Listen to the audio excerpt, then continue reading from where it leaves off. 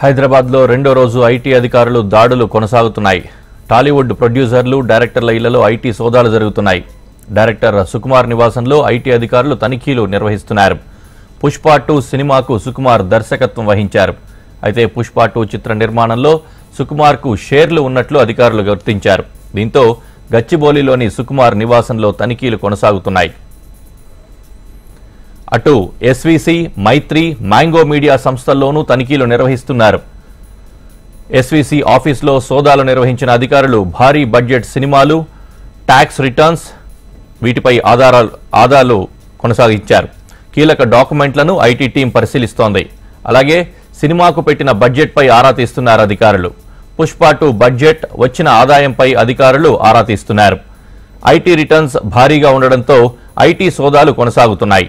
నిన్న దిల్ రాజు భార్య తేజస్వినితో బ్యాంక్ లాకర్లు తెరిపించారు అధికారులు. ఇవాళ మరికొన్ని డాక్యుమెంట్లను పరిశీలించనున్నారు. రేపు కూడా ఐటీ సోదాలు కొనసాగే అవకాశం ఉంది.